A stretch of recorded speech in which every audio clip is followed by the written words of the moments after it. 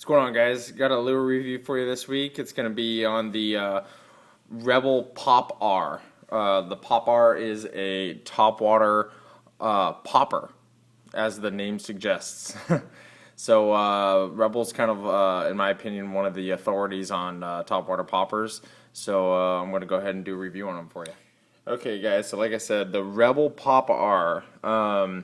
Go ahead and do the dimensions. So these are they have four different sizes. They have the P50, the P60, the P61, and the P65.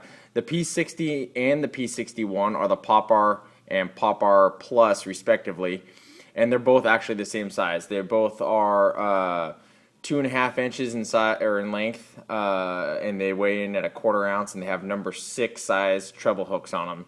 The P50 size is what they call the teeny popper, and it is 2 inches and weighs in at 1/8 of an ounce, and it has number 8 size hooks. And then they have the Magnum popper, which is a P65, and that one's 3 inches, weighs in at 1/2 an ounce, and has number 4 size hooks on them. And like I said, this is the P60. No difference between the P60 and the P61 other than there's a different set of colors that you can get with the Pop R Plus. So the first thing that you see when you pick these things up off the shelf and get them out of the package is that they have like a texture on them. Now, from looking on the websites and seeing them in stores, it seems for the Rebel Pop R, there's two varieties that they have. They have the variety that has. Let me focus on this a little bit. That have this this texture that you see here, which could be, I guess it's scales. And then they have this 3DI, and the 3DI is just, it's like carved out of the plastic of this lure, because these lures are made out of plastic, not balsa wood. And then it's kind of like, it's painted, so it has like a yellow paint and then like a black dot in the center of it. So these lures, they have that 3DI, and they have, even though it's not a glue-in 3DI, and it has these raised scale patterns, which really, it's not much of a scale at all, but it just adds a texture to it, as you can see here. But what I was trying to say is that there's two main styles of them. They have this style, which has that scale with the 3DI, and then they have another one. There's like 18 different colors that they have in the Pop R Plus variety. And this is the other style. The other style has the painted on eye and no raised scale pattern at all. So I was trying to figure out which one, if there's a distinction between the two, and I can't find them other than there's just certain colors that, like this one is the Foxy Momma color. The Foxy Momma color just happens to be without the etched scale pattern and the 3DI. That's just the way it works. I don't really understand why. If anybody knows why, you can comment. But they have, let's see, it looks like they have about 8 or 9 that have this etched pattern on them. And then the rest have just this flat finish on them with that painted on non-3DI on them, which is fine with me. I don't really care, because these things are not very expensive at all, just a few dollars.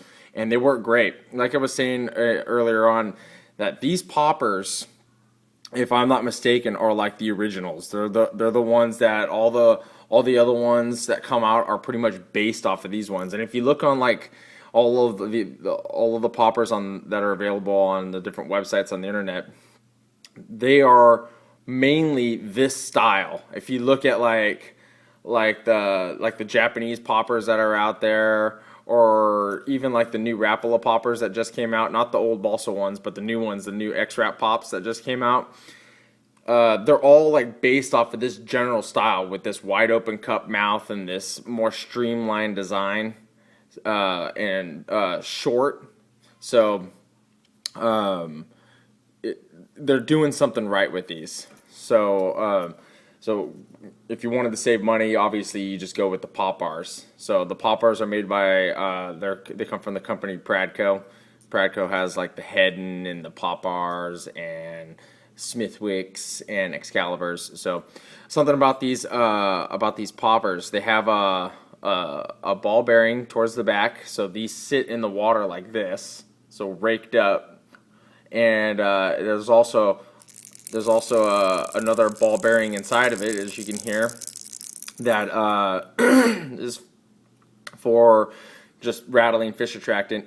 But the thing about that ball that I find, along with this ball towards the rear, is it helps these things cast a mile. Even though these things are only a quarter of an ounce, they cast like they're 3/8 of an ounce, just because of the ball that's towards the back. So it helps the centrifugal force helps get the weight towards the rear as when you're getting the bait ready to cast, and the ball goes towards the rear as well, and helps this thing cast a lot further than a quarter ounce bait probably should go. So that's a real big plus for me.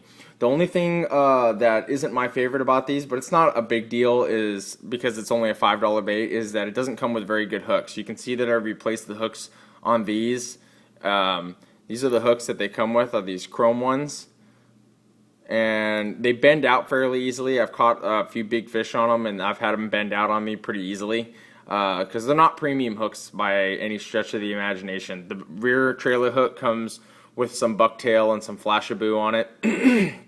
So what I did was I just went and I got some owner stinger hooks, number 4s, and then I hand tied the flashaboo and the bucktail trailers on there. Not a big deal, pretty easy thing to do. I can show you guys how to do it if you guys want. I'll make a video for you on how to do it. So, and I also, they don't come with these split rings on the front either. Now the split ring for me helps get this thing more movement on the top of the water. It helps move it back and forth. You can do the same exact thing with a loop knot. I just put the split ring on it, that way I can tie a direct knot to that split ring and still get that moving style. The split ring doesn't hinder the action of this at all. The only thing it does is it just helps it move from side to side a little bit more, because otherwise it just darts forward, which I'll tell you what, that action alone will catch you a ton of fish. So this is just personal preference. You don't have to use that split ring. That's just something that I choose to use. And the same thing with the hooks, the chromed hooks that are on it. They're not terrible hooks. They're not great hooks either. So, I like to put these better hooks on them as insurance for me. So, and like I said, I mean, the baits are only $5, so I think you're getting a fantastic deal for what you're getting. So let's go over the colors a little bit. This one that I'm holding in my hand is the 01 silver black color. Let's see if I can focus on that.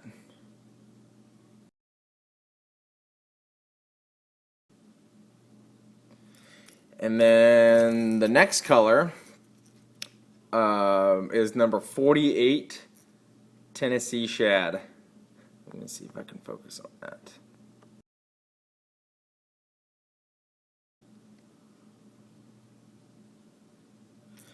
And by far my favorite, and I catch a ton of fish on this one in the summertime, is 00, a double lot bone.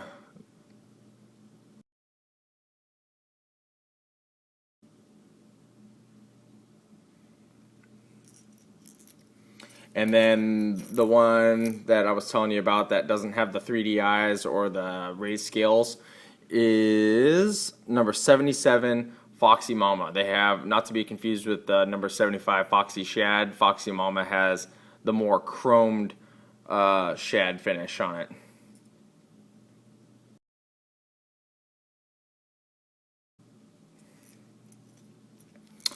So, and let's see, let's go ahead and measure these bad boys out for you. So they're saying 2.5 inches.